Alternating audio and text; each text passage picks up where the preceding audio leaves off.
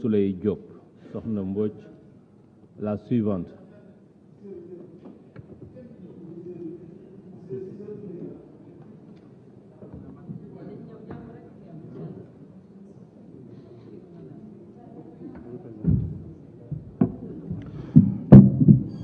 Bonjour à tout le monde.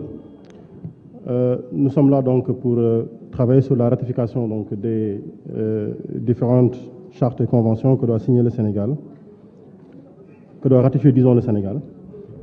Je parlerai surtout de la charte africaine des statistiques. Parce que, comme on le sait, le Sénégal est le 4e pays à avoir adhéré à la norme spéciale de diffusion des données par la qualité de ces données. Et aujourd'hui, tout le travail qui doit être fait, c'est un travail d'amélioration du dispositif de collecte. Alors, nous le savons.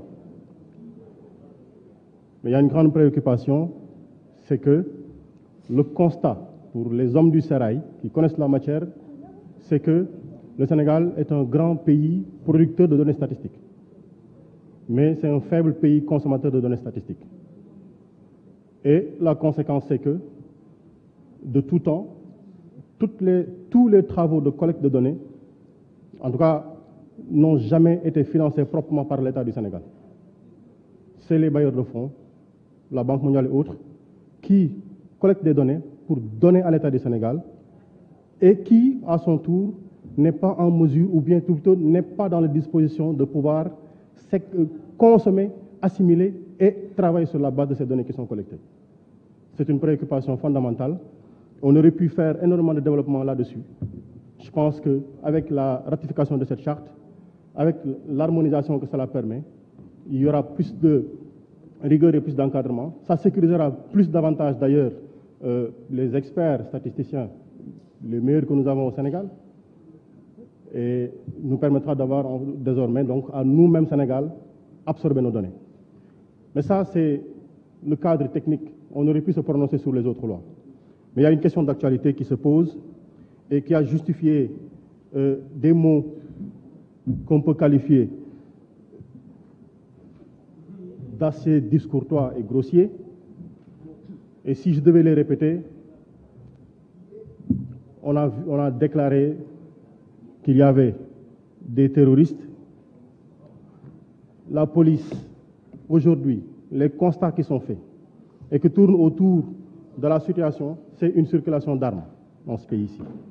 On a vu un numéro 9 portant un fusil d'assaut ou un AK-47.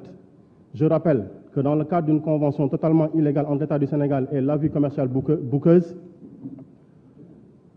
il a été acheté 1500 fusils d'assaut. Il a été acheté 1500 AK-47. Il a été acheté 1500 pistolets semi-automatiques et 500 000 munitions pour les armes respectivement, à l'exception des armes AK-47 pour lesquelles on ne connaît pas le nombre de munitions qui a été acheté.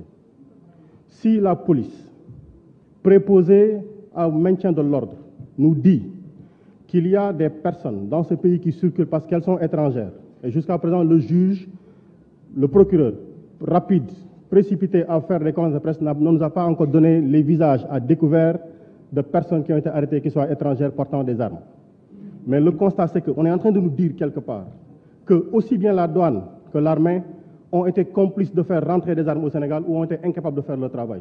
Parce que quand même, que des Kalachnikovs circulent ici comme si nous étions en Afghanistan, que des AK-47 circulent ici comme si nous étions en Afghanistan, que des fusils d'assaut 556,45 mm type B-15 circulent ici comme si nous étions en Afghanistan, il faut se poser des questions.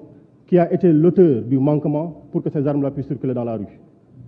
Et l'autre constat, on a déclaré que les manifestants se sont tirés dessus parce qu'ils voulaient se prendre des choses qu'ils prenaient dans des boutiques. Mais ça, il y a absolument rien de plus grossier que ceci. Le constat, il est permanent. Il est fait. Si nous refusons de le dire, les autres l'ont dit. On ne se fâche pas qu'on ne se fâche pas pour quand on montre des images. On ne peut pas vous dire voici la vérité. Vous avez juste à accepter la vérité ou la rejeter, mais la vérité, elle est manifeste. Elle n'a qu'une seule odeur, c'est l'odeur de la vérité. Et cette vérité-là, c'est quoi? C'est que des personnes sont détenues dans les prisons. Leurs parents ne peuvent pas avoir accès à ces personnes-là. Je dis même le plus exécrable des criminels a droit à une justice équitable. On prend des prisonniers,